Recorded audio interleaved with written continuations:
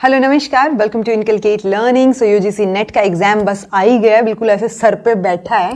ठीक है, तो उसके लिए जब मैंने टॉक टू रोइना लाइव ली थी तो एक स्टूडेंट ने बोला था कि टाइम मैनेज कैसे करें एग्जाम के दौरान, उसके लिए कुछ बता दीजिए। ठीक है, सो देखो सबसे पहली चीज तो ये होती है हर इंसान अलग तरीका अपनाता है, हर इंसान की अपनी स्ट्रेंथ्स और वीकनेसेस होती हैं, तो डेफिनेटली आप अपना एक तरीका ढूंढ सकते हैं। अब मतलब it's like find your own strategy या फाइंड योर ओन वे कि आप कैसे जो है टाइम मैनेज कर सकते हैं। सबसे पहली चीज मैं फाइंड बोल रही हूं एक तो आपको, सो फाइंड और मेक अ स्ट्रैटेजी में थोड़ा डिफरेंस हो जाएगा। फाइंड इज लाइक आप जब प्रैक्टिस करेंगे ना क्वेश्चन पेपर की और 3 घंटे बिल्कुल ऐसे टाइमर लगा के एग्जाम का माहौल बना के घर में भी पेपर दे के देखेंगे, तो उस दौरान आपको खुद एहसास होगा कि आप किस तरीके से पेपर सोल्व करते हैं। तो 3 घंटे में यानी कि 180 मिनट में आपके 150 क्वेश्चंस अच्छे से अटेम्प्ट हो पाते हैं। ओके, सो वो तरीका होगा कि आप उसमें ढूंढ रहे हैं। कई बार ऐसे होता है कि मैं स्ट्रैटेजी बता दूं, आप खुद की स्ट्रैटेजी बना लो, लेकिन वो स्ट्रैटेजी वर्क ही नहीं कर रही है।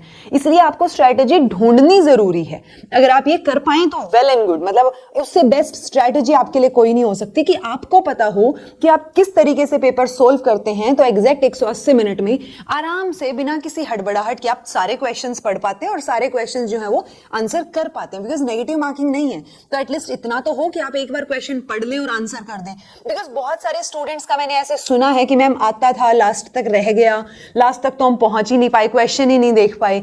सो उसके कुछ एक रीजंस हो जाते हैं कि आप जो है क्यों नहीं पहुंच पा रहे हैं लास्ट तक। ठीक है जी, सो वही टाइम मैनेज कैसे किया जाना चाहिए, टाइम मैनेजमेंट को ही डिस्कस करेंगे ताकि कुछ हद तक आपके जून का जो पेपर होने वाला है उसमें आपकी हेल्प हो सके। सबसे पहला पॉइंट तो यही रहेगा कि आप अपनी अच्छी स्ट्रैटेजी ढूंढ पाएं प्रैक्टिस कर करके। सो उससे बढ़िया चीज तो है ही नहीं, क्योंकि आपको पता होगा कि आपको डीआई में वीक है या डीआई में स्ट्रॉन्ग है, आप कब डीआई सोल्व करते हैं, किस तरीके से आप पेपर अटेम्प्ट करते हैं, तो आपका पेपर पूरा हो जाता है। फिर भी मैं अपना तरीका बता देती हूं ताकि उसमें से अगर आपको कुछ पॉइंट्स ठीक लगे, कुछ बातें ठीक लगे, तो आप उनको इंक्लूड कर पाएं, या सारी बातें ठीक लगे तो आप उस तरीके से गो अहेड कर पाएं। ठीक है, सबसे पहली चीज आपको जो है वेस्ट नहीं करना है टाइम एक क्वेश्चन के ऊपर। अब ये कैसे पता चलेगा? ऑब्वियसली आप ये तो नहीं कर सकते कि हर एक क्वेश्चन पढ़ रहे हो और फिर ऊपर जो टाइमर चल रहा है उसकी तरफ नजर गड़ाए बैठे हो। ऐसे तो और ज्यादा टाइम वेस्ट हो ही जाएगा टाइम देखने के चक्कर में। इट्स लाइक जब कई बार हम सोचते हैं ना कि मुझे देर नहीं करनी है, लेट नहीं होना है, लेट नहीं होना, और आप लेट हो जाते हो। तो जब आप टाइमर की तरफ देखते रहोगे और बोलोगे मुझे लेट नहीं करना है, टाइम वेस्ट नहीं करना है, टाइम वेस्ट नहीं करना है, सो वो टाइम कभी मैनेज नहीं हो पाएगा, वो वेस्ट होगा ही होगा। पॉइंट ये है कि जब आप क्वेश्चन पेपर पढ़ते हैं ना, पहला क्वेश्चन या कोई भी क्वेश्चन जब आप पढ़ते हैं, सो आपको, आप दिल पे हाथ रख के बताइए, आपको आइडिया हो जाता है कि ये क्वेश्चन आपको आता है, नहीं आता है, या फिर इतना आता है बट टाइम लगेगा इसको सॉल्व करने में। इन 3 कैटेगरीज में आपका क्वेश्चन आ जाता है। सो अगर आपको आता है तो आप ऑब्वियसली पढ़ के उसको आंसर कीजिए, आगे बढ़िए। ओके, अगर आपको नहीं आता है तो आप उसको पढ़िए, छोड़िए और आगे बढ़िए। और जब आपको आता है और आपको लग रहा है टाइम लगेगा, उस टाइम पे भी आप उसको पढ़िए, आपको पता है कि टाइम लगेगा तो उसको उस टाइम के लिए छोड़ दीजिए। अदरवाइज जो है आप उसी में अटक के बहुत लंबा टाइम वहां वेस्ट कर देंगे। बिकॉज हमें आइडिया होता है, हमारे दिमाग को, दिल को पता होता है कि ये क्वेश्चन मुझे आता तो है पर इसमें टाइम लगेगा, और वो टाइम जो है फिर वो बाकी चीजों को बैलेंस नहीं कर पाएगा, वहां पे आपका टाइम वेस्ट हो जाएगा। तो सबसे पहली चीज आपको ध्यान रखनी है कॉन्शियसली कि आप जो है don't waste more time on one question, क्योंकि उस एक क्वेश्चन के चक्कर में आपने टाइम वेस्ट कर दिया और हो सकता है वो ना भी निकले इतना जल्दी, टाइम भी लग गया, क्वेश्चन भी नहीं निकला, वो क्वेश्चन तो गलत हुआ ही, उसके साथ साथ बाकी क्वेश्चंस जो है वो आप अच्छे से नहीं पढ़ पाएंगे और चीजें गड़बड़ा जाएंगी, और वो जो आपने इतनी मेहनत की है 2-4 महीने 6 महीने से, वो सारी की सारी मिट्टी में मिल जाएगी। ठीक है, सो ध्यान रखना है इस चीज का। दूसरी चीज, don't feel devastated if you don't know some questions. Okay, कई बार ऐसे होता है कि हम लगातार कोई क्वेश्चंस पढ़ रहे होते हैं, ऐसे लगता है क्या पूछ रहे हैं, मैंने क्यों नहीं पढ़ा, मैं क्या पढ़ रही थी, क्या पढ़ रहा था, राइट? सो आपको उस टाइम पे हताश नहीं फील करना है। बिकॉज अगर 2-4 क्वेश्चन आपको लाइन में नहीं भी आते हैं, इट्स ओके। ठीक है, आप अपने आप को काम रखिए, और ये काम वाली चीजें या जो जितनी भी चीजें मैं बता रही हूँ ना, ये प्रैक्टिस से आएंगी। जब आप घर पे बैठ के क्वेश्चन पेपर प्रैक्टिस करेंगे ना बार बार, सो आपको ऑटोमेटिकली चीजें आएंगी कि इट्स ओके, ओके ठीक है, आराम से आराम से। बिकॉज अगर आप एक बार हताश फील करने लग गए तो आपका मोरल डाउन हो जाएगा, आपका टाइम फिर भगवान भी मैनेज नहीं कर सकता। ओके, आप तो दूर की बात है। सो इट्स बेटर कि आप जो है सिर्फ पढ़िए, आता है तो ठीक है, नहीं तो आगे बढ़िए, पढ़िए, आता है ठीक है, आगे बढ़िए। ओके, जो नहीं आते उनके ऊपर हम बाद में आ जाएंगे, एक बार टाइम बचेगा हमारे पास डेफिनेटली।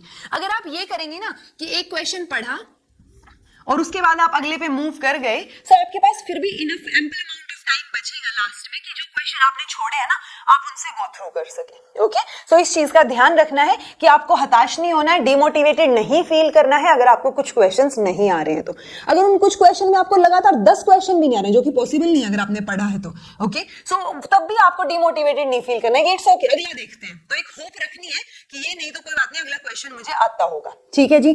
देन आपको कामली रीड करना है क्वेश्चन, क्योंकि कई बार क्या होता है हम टाइम मैनेज और टाइम को देखते हुए ना ऐसे करते हैं, बहुत हड़बड़ाहट में क्वेश्चन पढ़ते हैं, उस चक्कर में हमें एक बार में तो डेफिनेटली समझ नहीं आएगा, हमें 2-3 बार पढ़ना पड़ेगा कम से कम, तो वहां पे पढ़ने में ही टाइम चला जाएगा। सो इट्स बेटर कि आप अपने आप को काम करके क्वेश्चन को एक बार अच्छे से पढ़ें। आपको एक बार पढ़ने से ही समझ आ जाएगा कि वो आपको आता है नहीं आता है, आता है तो एक बार और ध्यान से पढ़ें। और एक और चीज, जो ये अपने वर्ड्स होते हैं ना, नोट, इनकरेक्ट बताना है, करेक्ट बताना है, ठीक है, इस तरीके के वर्ड्स को थोड़ा पॉइंट आउट कीजिए, ध्यान में रखिए जब भी आप क्वेश्चन पढ़ती हैं। तो आप उस क्वेश्चन, कई बार सीरीज वाले क्वेश्चंस होते हैं कि आपको सीक्वेंस में लगाना है कुछ, ओके, तो आपको जो रफ शीट मिली है ना, उस रफ शीट का इन छोटी छोटी चीजों के लिए इस्तेमाल कीजिए ताकि आपका टाइम बेटर तरीके से मैनेज हो पाए। क्योंकि वो क्वेश्चन आपको आता होगा, आपको पता है कि A, D, C, B, E इस तरीके से आएगा, लेकिन आपने ऊपर से देख लिया, नीचे आपने फटाफट टिक कर दिया। आप अपने आंसर को डबल चेक करके लगाइए। इट्स लाइक आपने 2 बार आराम से क्वेश्चन पढ़ा है ना, आपको आता है वो, तो आते हुए अगर आप गलत करके आएंगे तो उस सिली मिस्टेक का क्या करना, राइट? वो तो और भी चीजें मतलब गड़बड़ा देगा, तो बिल्कुल आपकी मेहनत ही गड़बड़ा जाएगी। सो वो चीजें नहीं करनी है। आप जो सीक्वेंस वाले या जो आपके नोट इनकरेक्ट, उनको पेपर पे लिख लीजिए कि अच्छा इस क्वेश्चन में नोट पूछा है, ठीक है, ताकि आप लिख लेंगे तो एक बार आपके दिमाग में रहेगा कि जब आप आंसर टिक कर रहे हैं ना, तो आप एक बार वापस से देख लें कि इसमें क्या सीक्वेंस आनी थी, मैंने क्या सीक्वेंस को टिक किया है, नोट या इनकरेक्ट या इस तरीके का वर्ड तो नहीं था, कुछ ट्रिकी सी चीज तो नहीं पूछ रखी थी। क्योंकि अगर ये चीजों में आपने, क्योंकि कई बार ना हम इनकरेक्ट, नोट ये देख के ही कंफ्यूज हो जाते हैं और उस चक्कर में फिर हमारा क्वेश्चन भी गलत हो जाता है। बट ट्रस्ट मी, जो इस तरीके के ट्रिकी क्वेश्चंस होते हैं ना, जिनमें 5-7 स्टेटमेंट्स होती हैं, उन 5-7 स्टेटमेंट्स में से ऐसा पॉसिबल ही नहीं है कि अगर आपने थोड़ी बहुत भी ढंग से तैयारी की है तो उन 5-7 में से आपने 3-4 स्टेटमेंट ना सुनी हो, ना देखी हो, ऐसा नहीं है पॉसिबल, ठीक है, लिखवा लो मेरे से। तो अगर आपने थोड़ी बहुत भी चीजें पढ़ी हैं तो आपको कुछ ना कुछ आता होगा और आप आराम से एलिमिनेशन मेथड से अपना क्वेश्चन सोल्व कर सकते हैं, कोई दिक्कत वाली बात उसमें होगी ही नहीं। ओके, सो ये कुछ एक पॉइंट्स है जो आपको ध्यान रखने हैं। इसके अलावा आप क्या कर सकते हैं, अपनी स्ट्रेंथ्स और वीकनेसेस ढूंढ सकते हैं। जैसे मुझे डीआई आता है, लेकिन फिर भी मैं थोड़ा सा, वो होता है ना, एक सेफ साइड के लिए डीआई को टाइम देने के लिए मैं कोशिश करती हूं कि मैं बाकी को, अगर डीआई का क्वेश्चन आ गया मैं उसको स्किप करूं और आगे बढ़ूं, ताकि डीआई के क्वेश्चन को मैं लास्ट में आधा घंटा रखती हूं। और मैं अगर आधा घंटा रख रही हूं ना, तो आराम से, बहुत आराम से करते हुए भी 20 मिनट में मेरा डीआई आराम से सोल्व हो जाएगा। ओके, ये मैं अपना तरीका बता रही हूं कि मैं डीआई लास्ट में करती हूं, भले ही मुझे आता है नहीं आता है, बट मुझे ये पता है कि अगर उसमें कुछ कैलकुलेशंस में गड़बड़ हुई, मुझे 2 बार मल्टीप्लाई करके देखना पड़ा, सो टाइम लगेगा। सो इट्स बेटर कि जब आपने पूरा पेपर अटेम्प्ट कर लिया है, उसके बाद लास्ट में आप डीआई कर सकते हैं। कॉम्प्रीहेंशन जब आप पढ़ते हैं तो आपको आइडिया हो जाता है कि कॉम्प्रीहेंशन ईजी वाला है, टफ वाला है। ओके, सो वो भी आपको प्रैक्टिस से आइडिया होगा, डीआई का और कॉम्प्रीहेंशन का आपको प्रैक्टिस से आइडिया हो जाएगा। आपको अपनी स्ट्रेंथ और वीकनेस पता चल जाएंगी कि मुझे डीआई आता तो है, मैं कर तो लेता हूं सोल्व, लेकिन लास्ट में बेटर है, ताकि एक सेफ साइड के लिए मेरे पास हाफ एन आवर हो, और हाफ एन आवर पहले मैं बाकी सारे क्वेश्चंस जो हैं वो निपटा लूं। बिकॉज जो बाकी सारे क्वेश्चंस होते हैं ना, वो इतने बड़े नहीं होते हैं कि आप 1 मिनट में एक क्वेश्चन ना देख पाए, राइट? सो अगर आपने 5 क्वेश्चन डीआई के या 5 कॉम्प्रीहेंशन के एक बार के लिए छोड़ रखे हैं, तो आप क्या कर सकते हैं, क्योंकि 180 मिनट है आपके पास, 150 मिनट में 150 क्वेश्चन आराम से सोल्व हो सकते हैं। तो आप 150 मिनट में 150 पे फोकस कीजिए, बचे हुए 10, क्योंकि ये 10 मार्क्स इंपॉर्टेंट हैं, आपको आराम से पढ़ेंगे तो आप कर सकते हैं। सो इन दोनों चीजों के लिए आप लास्ट में टाइम बचा सकते हैं, ठीक है जी। सो ये मेरा तरीका होता है कि मैं मोस्टली डीआई तो डेफिनेटली हो सकता है, कॉम्प्रीहेंशन भी लास्ट में, क्योंकि पूरा पढ़ना पड़ता है, बार बार पढ़ना पड़ता है, सो टाइम ले लेता है कई बार, और अगर आपके बाकी क्वेश्चंस रहते होंगे तो आप हड़बड़ाहट में कॉम्प्रीहेंशन भी ठीक नहीं कर पाएंगे। सो इसलिए डीआई और कॉम्प्रीहेंशन जो आप लास्ट में ट्राई करके देख सकते हैं। बाकी सारी चीजें आपको प्रैक्टिस से ही पता चलेंगी, उसके अलावा कोई टीचर आपके एग्जाम में बैठ के चीजें ठीक नहीं कर सकता। ओके, वो आप ही कर सकते हैं, आप प्रैक्टिस करके देखेंगे, आपको आइडिया हो जाएगा। इसीलिए मैं बोलती हूँ, जैसे कई स्टूडेंट्स बोलते हैं कि आप जो है यूनिट वाइज प्रैक्टिस करवा दीजिए। ऑल्दो मैंने पहले करवा रखी है बट दोबारा करवाने का पॉइंट नहीं बनता है, क्योंकि अब आप पूरा का पूरा पेपर प्रैक्टिस कीजिए ना। अब वो पूरा का पूरा पेपर, एक तो आपने रिसर्च एप्टीट्यूड इतना अच्छे से पढ़ लिया कि कोई भगवान भी आपका क्वेश्चन गलत नहीं कर सकता, ठीक है। फिर भी पॉसिबिलिटी है कि कोई एक रैंडम क्वेश्चन आ जाए और गलत हो जाए, तो आपको रिग्रेट होगा कि मैंने रिसर्च तो अच्छे से किया था फिर भी क्वेश्चन गलत हो गया।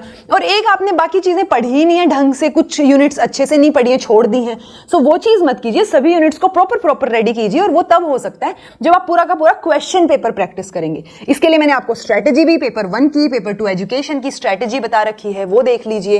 प्रैक्टिस क्वेश्चंस मैंने 54 क्लासेस ले ली, जो है 55 क्लासेस ले ली। 55 क्वेश्चन पेपर बहुत होते हैं, इट्स अ ह्यूज, मतलब अमाउंट बहुत ज्यादा है ये। तो आप इतने क्वेश्चन पेपर जब एक बार लगा के देखेंगे ना बैठ के आराम से, सो आराम से आपको अपनी स्ट्रेंथ वीकनेस चीजें समझ आ जाएंगी कि मेरे लॉजिकल रीजनिंग में गलत हो रहे हैं क्वेश्चन, या मेरे डीआई में गलत हो रहे हैं, मैं कहां गड़बड़ कर रही हूं या कर रहा हूं।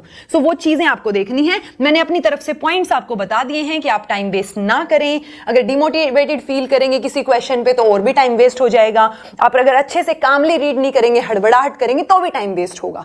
सो वो ओवरऑल टाइम मैनेज करना ऑब्वियसली आपके हाथ में है। मैंने कुछ चीजें आपको बता दी हैं, हो सकता है इनमें से कुछ चीजें आपको हेल्प करें, और फिर भी कुछ गड़बड़ लगे या आपको लगे कि मैम ये वाला पॉइंट मेरे लिए काम नहीं करता, सो वो आप जो है कमेंट सेक्शन में बता सकते हैं। क्या पता वो पॉइंट किसी जो आप कुछ बताएं, नई चीज, नया पॉइंट, वो किसी और के काम आ जाए, ठीक है। सो कमेंट जरूर कीजिएगा। This was all about today. मैं उम्मीद करती हूँ कि आप प्रैक्टिस करके और इन थोड़ी टाइम मैनेजमेंट की ट्रिक्स के साथ अपना क्वेश्चन पेपर अच्छे से अटेम्प्ट कर पाएंगे। This was all about today. Thank you so much for watching. Be happy, keep smiling, subscribe to Inculcate Learning because it is absolutely free, and be consistent in your efforts.